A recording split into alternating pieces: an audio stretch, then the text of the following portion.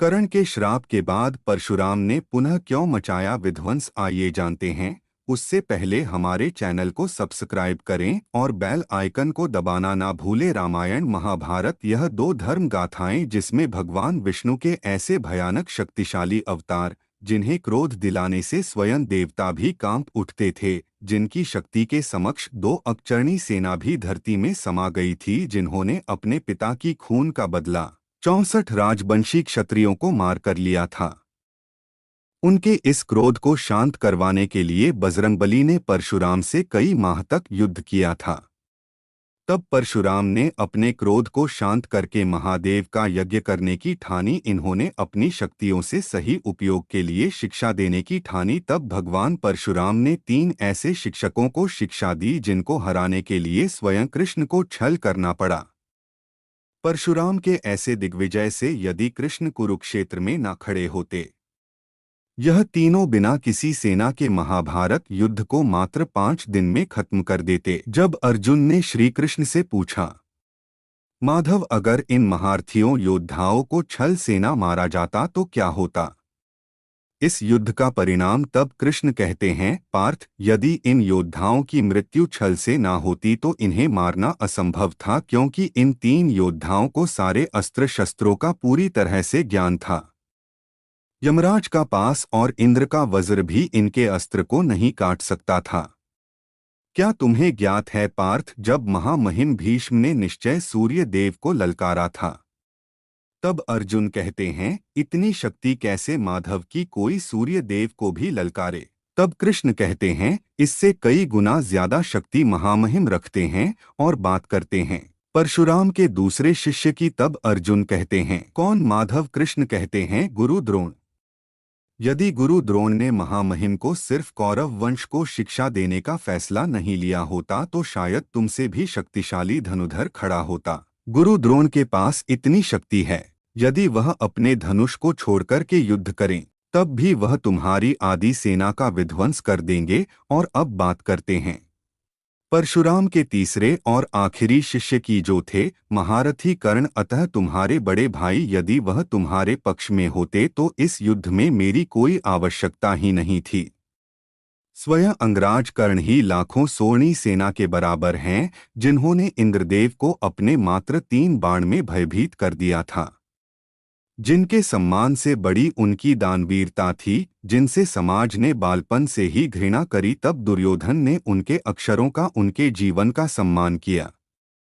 इस प्रकार कर्ण उनका त्याग करते, क्या पता तुम कर्ण के प्रति उदारता दिखाते तो स्वयं कर्ण तुम्हारे पक्ष में खड़े रहते। तब अर्जुन कहते हैं, परंतु माधव, युद्ध के दौरान मेरे बाणों से भ्राता कर्ण का रथ कई मील पीछे खिसक गया था। तब तृष्णा हंसते हुए कहते हैं, बजरंगबली के होते हुए तो तुम्हारे रथ को ब्रह्मा जी भी नहीं खिसका सकते। अर्जुन क्रोध में कहते हैं, कितनी शक्ति थी भ्राता कर्ण में? तब कृष्ण कहते हैं, जिस जरासंध को मानने में भीम को इतना समय लग रहा था, यदि मैं भीम को जरासंध की कमजोरी नहीं बताता, जरासंध अवश्य जीवित रहता। परंतु कर्ण ऐसा योद्धा थे जिन्हें बिना किसी आवश्यकता के जरासंध को परास्त किया था, और उन्हें ज्ञात था जरासंध की मृत्यु कैसे होगी, परंतु कर्ण ने मित्रता के कारण जरासंध को जीवित छोड़ दिया। और क्या तुम जानते हो पार्थ, यदि कर्ण ना होते तो कितने मासूमों की जान जाती? तब अर्जुन कहते हैं, वह कैसे माधव? तब कृष्ण कहते हैं, एक श्राप के कारण पार्थ। तब अर्जुन कहते हैं, कैसा श्राप माधव? कब? कृष्ण कहते हैं, जब गुरु द्रोण पांडव और कौरवों को अस्त्र का ज्ञान दे रहे थे, जब तुम्हारी तरह ही कर्ण भी गुरु द्रोण से विद्या प्राप्त करने गए थे, परंतु गुरु द्रोण ने कर्ण का राजपूत न होने के कारण उन्हें मना कर दिया था। जब बालक कर्ण को हर तरफ से प्रताड़ना का सामना करना पड़ा, तब कर्ण ने अपनी विद्या को प्राप्त करने के लिए एक बहुत बड़ा निर्णय लिया। तब अर्जुन कहते हैं, कैसा निर्णय माधव? तब कृष्ण कहते हैं, अपनी विद्या को प्राप्त करने के लिए कर्ण ने अत्यंत क्रोधी भगवान परशुराम से झूठ बोला। कर्ण इस बात से अनजान था कि इस झूठ के कारण वह बहुत कुछ प्राप्त तो कर सकते हैं, परंतु यह झूठ उनसे सब कुछ छीन भी सकता है।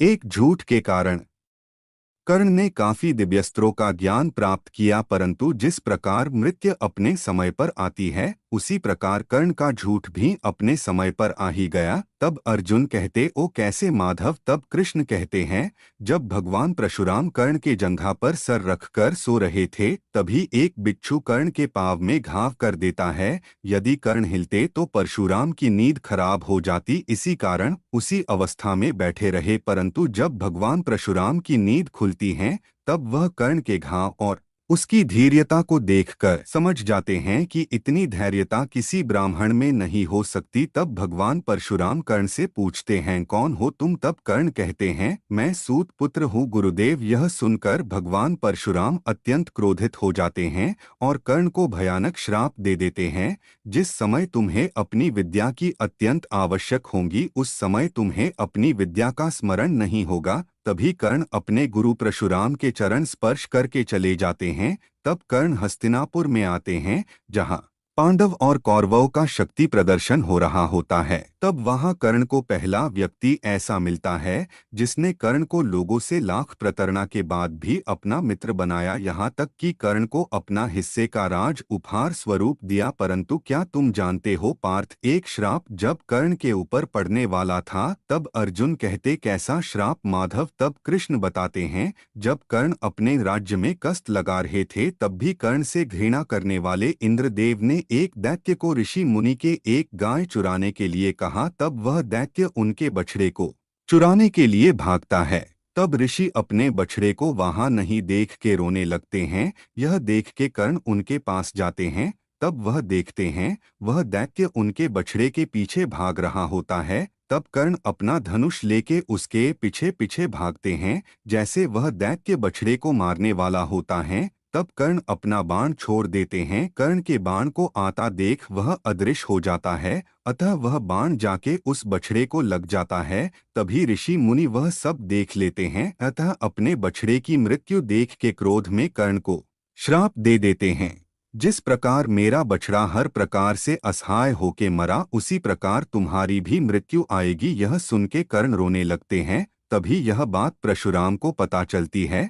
तब वह क्रोध में कर्ण के पास आते हैं और कहते हैं, मैं पूरी सृष्टि को मनुष्य विहीन कर दूंगा, किसने मेरे शिष्य को इतना भयानक श्राप दिया? तब कर्ण कहते हैं, रहने दीजिए गुरुदेव, मुझे श्राप की आदत सी पड़ गई है, लगता है मेरा समक्ष जीवन श्रापित है। आपने भी तो क्रोध में मुझे श्राप दिया था। तब भगवान परशुराम अपने क्रोध को त्याग कर कर्ण को गले से लगा लेते हैं।